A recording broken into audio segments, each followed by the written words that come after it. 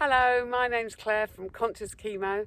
I'm going to share my thoughts on this video on preparing for the side effect of chemotherapy that can be very triggering for a lot of people, and that's the loss of hair. I asked my oncologist before I started my high dose chemo if I was definitely going to lose my hair, and she was like, categorically, yes, you're going to lose it. And I was like, fine, how long? She said 3 weeks. Within 3 weeks, it's all going to go. Fine.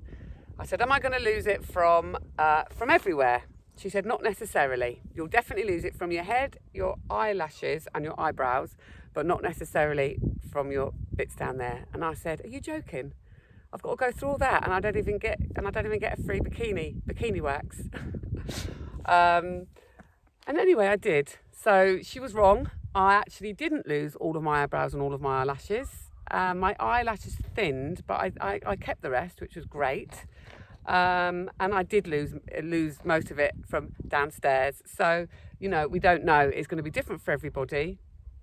I took the decision to shave my head as soon as it started falling out. I thought it was going to happen. I wanted to avoid, seeing dribs and drabs of it falling out. As soon as I saw a little bit, I was going sea swimming, and I took my hat off and it was in the hat. I thought, that's it, I'm done.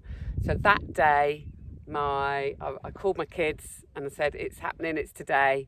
They all came round. We just made it this beautiful ceremony. Looking back, it's going to be one of the most beautiful memories that I'll take with me to the grave.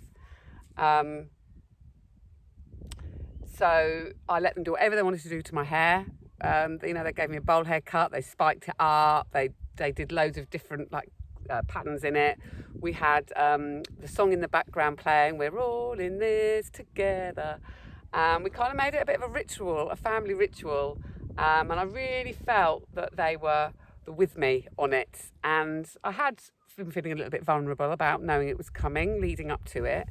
And in fact, that day, I was buying something from Curry's, and as I came out the shop, the guy that was helping us take it to the car started singing When You Walk Through a Storm, the Liverpool football song. Hold your head up high and don't be afraid of the storm. And I remember I got a little tear coming down my cheek, just thinking, this is it. I'm going to have to be really strong and, walk through the storm. And I'm not alone. Even now, it's making me feel emotional. But even though it made me feel emotional, it was really quite beautiful. And it was so interesting that he just happened to choose that song in that moment that kind of, just brought home that I was going to have to be resilient and have to be strong. But actually, it felt quite beautiful at the same time. But there was some apprehension there for sure. But when the kids came round and we did it, all that apprehension fell away immediately. There's something about, just them being there. Don't worry, Mum. And it was so, so great. And then we took loads of pictures, and it ended up just being this most beautiful experience. I had already brought my wig. I decided to do that again before the high dose. So because I didn't know how I was going to feel once I started chemo, I decided to do everything before that. Actually, I could have done it now, but at the time I didn't know how I was going to feel. So I was very organised. So I had brought a wig, which my sister very kindly paid for, which was one of my, again, a beautiful, beautiful gift for me. And I brought a really comfortable headpiece that if you are on a budget, I probably would just get the headpiece. It was about £35. It was really warm, made me feel really comforted. It looked really great. Obviously, I was going through this during COVID, so I wasn't going out that much. Otherwise, I might have worn my wig more, but I actually ended up living in that, really, because it was so comfortable. So that would be a little tip if you are on a budget. And I'm really glad I did it the way I did. I'm glad that I was really prepared for it. I kind of faced the reality of knowing it was coming. I am lucky that I have had short hair in the past. I know it's a huge thing for a lot of people, but there is something about just sort of facing the reality and actually making it, so I think we can feel that other people are going to think certain things, but I really saw it as a practice of non-attachment. Whereas, when I went to see my counsellor, she was asking me, when she talked about it, she said it can be quite a degrading projection of, people being shaved in prisoner of war camps, people that are being treated really poorly, slaves, having their head shaved. But I didn't see it like that. I actually saw it as a practice of non-attachment, going back to the yoga philosophy, and it doesn't change who we are on the inside, and and kind of just, you have to go through it, but being okay that if you can accept it within yourself, then that will shine out and everybody else will accept it. But if you're feeling self-conscious with it, then I think that energy will come out and other people might not know how to respond. So again, that's another tip for anybody anybody who's supporting somebody going through cancer, is to just act normal. Try not to draw any attention to it. And for yourself, just give yourself some self-love over it. Acknowledge the way you are feeling about it, but just to know it doesn't change who you are on the inside. Keep working on the inside of you. That's where you're going to get your strength from. It's where you're going to get your power from. It's where you're going to get your feeling that you're being supported by yourself. So I've often seen two of me during this. There'd be my human self or my true self, which is just the centre of me, my light, my source. And I can feel that love wrapping, the arms of that love wrapping around me. When I have felt a little bit vulnerable, I can just close my eyes, tune into that through my meditation, and just feel this light and these arms wrapping around me. And then I know I'm not on my own, and I feel so peaceful in those times. So again, you could practice a regular meditation practice to help you tap into that resource, which is there for you 24 hours, 7 days a week. And it's very, very empowering once you experience that and know it's there. I do know people that have opted for the ice caps. Because I was having 9-hour infusions, the last thing I wanted to do was make that even longer by having the ice caps before and afterwards. So it does make your treatment time longer if you're choosing to do that. I know people that have tried it and then decided not to continue with it. People have tried it and been really glad they did it. So I would say whatever you choose to do, just go in with an open mind, take one day at a time. Try not to run away with, try not to be too prescriptive on what you want from it. Just go with it and see if it works out for you, and be open to change. And that's really the message going through the whole thing is. Just making your decisions day by day, going with it, pulling yourself back to the present moment, and just knowing you can change your mind if you need to. There are some products you can get that can really help people that are trying to prevent hair loss. I know somebody who used them with effect, although they were on a lower dose than I was and a lower weekly dose. So I would say that I would imagine that you might not always lose your hair when you're on that lower dose anyway. So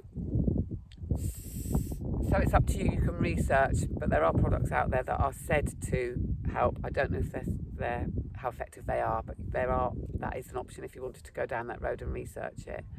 But I think, for us all that have lost our hair, we can hold our heads up high. It's making me emotional thinking about it now, even though I actually felt fine. This is just growing back now. I think I stopped my high dose in January and I'm still on my low dose, but it still seems to be going through quite nicely. But I think there's something about being part of the the generation that makes it acceptable and makes it okay and normalizes it. It doesn't have to define us. It doesn't have to identify us. Actually, if we're navigating this journey with a positive outlook as far as possible, and tuning in to our own inner power and creating our own stories, then we can try and allow any sensations of what we might look like, how we might come across, and normalise it for everybody else. I think that's what I wanted to go in and do. And actually, I got used to it pretty quickly. And in fact, 2 days after, I decided, I was wearing like lots of different hair covers. I thought, actually, Claire, take it off, get used to it, sort of like own it. So I took off my head coverings, started playing cards with my daughter and a friend. We had some music on. Music turned into karaoke. Before we knew it, we were all dancing around.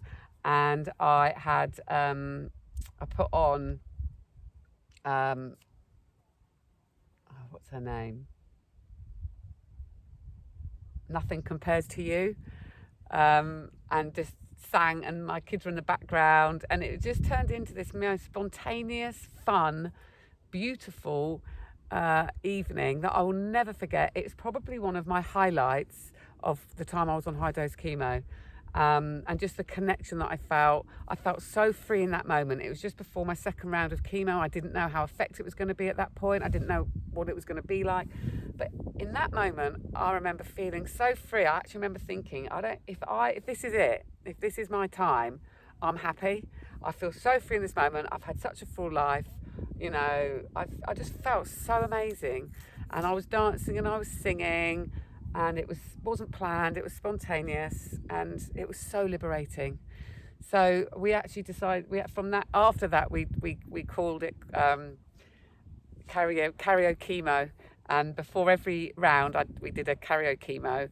But that round, the first round that was spontaneous, was the round that I will never forget. It was beautiful. And so there are, you know, when I look back, they're the memories I remember. They're the things I remember. All the sort of the way I was feeling when I was having my tests and that's all gone. I've just got so many highlights, so I'm going to share those in the next video. So I hope that's given you some ideas, perhaps some tips, perhaps some inspiration for how you might choose to navigate your situation. I would definitely ask your oncologist if it's definite that you're going to lose your hair, because you might not. It might be 50-50, in which case you might like to wait and see. I never went completely bald. I had a bit of bum fluff all the time, which was quite nice. And I do wonder if I'd left it a bit longer until I shaved it, if I would have lost it all. But I felt like I was pleased with the way I did navigate it.